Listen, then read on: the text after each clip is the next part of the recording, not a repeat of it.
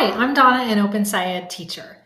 This video will be going over B5 Lesson 1, which is the anchoring phenomenon lesson for the unit.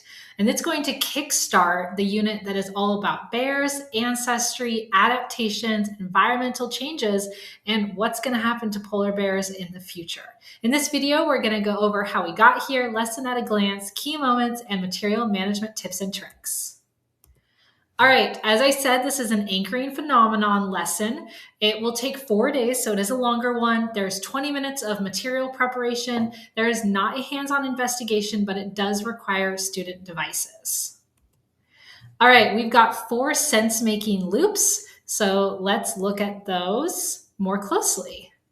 All right, loop 1. We're going to start by introducing a region of Canada, which is called the Wapusk National Park, and what is currently happening there with bears and ice and seasonal changes.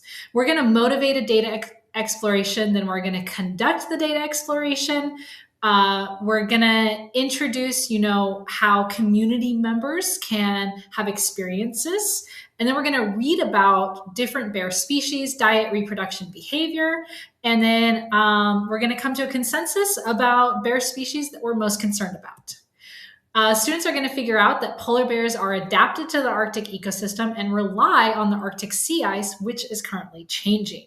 And then we wonder, how are polar bears changing, which leads really nicely into sense-making loop 2, where we're going to investigate the traditional knowledge about polar bears from community members. We're going to assess the stability of polar bears in 4 different ecoregions. And then we're going to have a building understanding discussion about how stable the polar bear populations are. We're going to figure out that polar bears are smaller and are looking skinnier, and that based on their adaptations, polar bears are most at risk for population decline.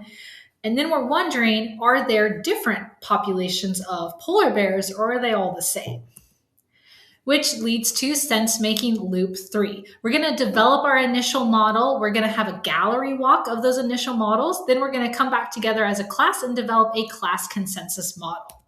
We'll be figuring out that polar bears on seasonal and divergent ice will be most impacted in the future by changing Arctic sea ice conditions. And we're wondering what is going to happen to the polar bear's range. And then on loop 4, we're going to develop our questions individually. Then we're going to develop the driving question board together as a class and consider ideas for investigation. We're going to figure out that polar bears and brown bears are likely to interact more as the environment changes. And we're wondering, what are those interactions going to be like? All right, so what we're figuring out, the key figuring outs for this lesson, that the coverage and duration of Arctic sea ice is changing, that polar bears rely on the Arctic sea ice and are most at risk for population decline, and that brown bears are likely to expand their range and probably going to be encountering polar bears more frequently. All right, let's see the key moments. All right, after introducing the unit, we're going to go to part 2. We're going to investigate what is happening in Wapusk.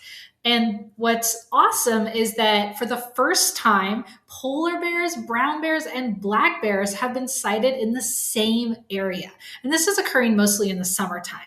And we're wondering, what else do we want to know about this region? What else do we want to know about the bears? Why is this such a unique event that's happening? Part 4, after kind of introducing the data exploration, now we're going to conduct the data exploration, which is really all about figuring out what is changing or happening in this region that is causing this unique event of these 3 polar bear species being in the same place at the same time. We're going to explore data about how climate change is impacting this region, really looking at how temperature is changing and then how the sea ice is changing. And we're going to be looking at scale, and that's going to be seen throughout the rest of this unit, the theme of scale, and that we really have to look at something over multiple years to be able to notice overall patterns. And then what are we still wondering? So we've got these changes that are happening, but how is that affecting these bears? All right, part 6, we're going to read about bear diet and behavior. We're going to be dividing the class into groups and assign each group a reading. Diet is one of the readings, denning/hibernation, the second reading, and then bear reproduction, the third one. And then we're going to be filling out this graphic organizer about key bear adaptations. So what makes these species unique and different from each other? And what adaptations would a bear need to survive and reproduce in the Wapusque region? Part 9, we're going to investigate the traditional knowledge. This is one of my favorite parts. In the tips and tricks, I'll go into a little bit more. But it introduces that there are knowledgeable members of the Wapusque community that can help us see changes. That polar bear sightings have gone up. They're seeing them more frequently. And the polar bears that they're seeing look smaller, and they're also looking skinnier. And that brown bears have also now been seen hunting in the area. And the community members are saying that the ice seems more dangerous. And then we're wondering, how can ice be more dangerous? Part 11, we're going to facilitate a building understanding discussion. So now we've learned a little bit about the 3 different bear species, this unique event of all 3 bear species being seen in the same area. We've got some traditional knowledge from the community members. Now we're going to have our fishbowl discussion. And this is really themed around how are polar bear populations in the different ecoregions being affected by changes to Arctic sea ice. So they learn about different regions. You've got convergent and you've got island ice, and then you've got divergent and seasonal ice. And the stability of the polar bear populations in those regions changes. That convergent and island ice, they are more stable, even increasing in some places. But on the divergent and seasonal ice, the polar bear populations are declining. Well, why is one area stable and one area is declining? Lots of questions that we're coming up with in this lesson. All right, part 16, we're going to develop our class consensus model. Going to gather into our scientist circle, and we're going to share key components, interactions, and mechanisms that we've figured out so far. And the really big idea here, again, is time. That what is happening to polar bears and brown bears in the winter is going to be different than it is in the summertime. And it's going to be different depending on what type of ice they're on. Are they on seasonally available ice, or are they on permanent ice? All right, part 20, we're going to be developing the driving question board. Again, we're going to get together in a scientist circle. And this is the time where, after the students have come up with initial questions, now we're creating our driving question board together as a class. So more questions, the better. Some really common questions that I've seen: why are brown bears more likely to dominate in an interaction? Can polar bears adapt? Are brown bears invasive if they're not normally seen there? What is the role of humans, and how long have polar bears been around? All right, part 21, we're going to consider our ideas for investigation. We've got all these questions. How are we going to figure out the answers to these questions? So what can we do to figure out how to answer those questions? And a lot of the times, the first response is do research. Okay, what do we mean by do research? We got to come up with a little bit more of a specific plan. Like, what kinds of investigations can we do? What additional sources of information would we need to look at? We've got the traditional knowledge. We've got some data about how temperature, sea ice is changing. We've got information about seasonal versus permanent ice. What other knowledge are we going to need to help fill in those gaps? All right, where do we go from here? Now that we've got all of these questions, what's the next step?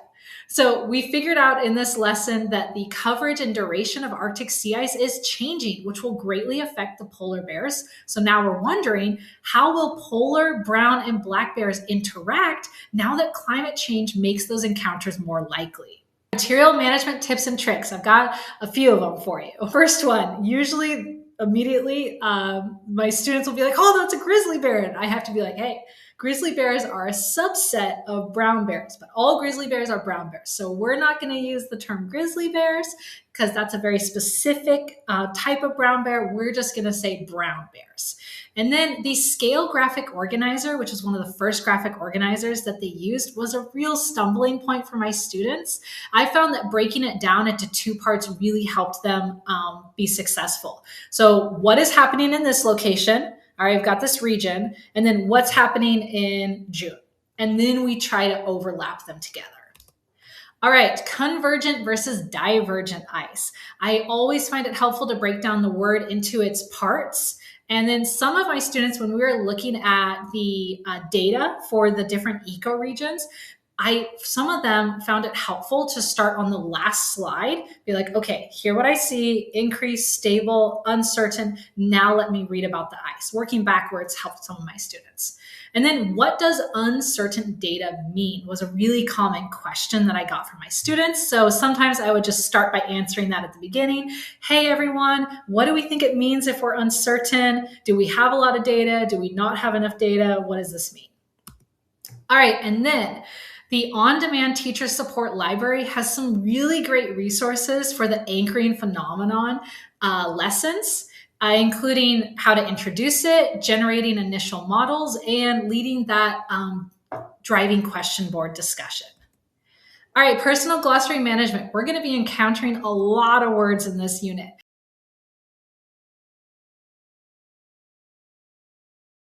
All of these words we're going to keep encountering further on. Poster management, we're making a lot of posters with this first lesson.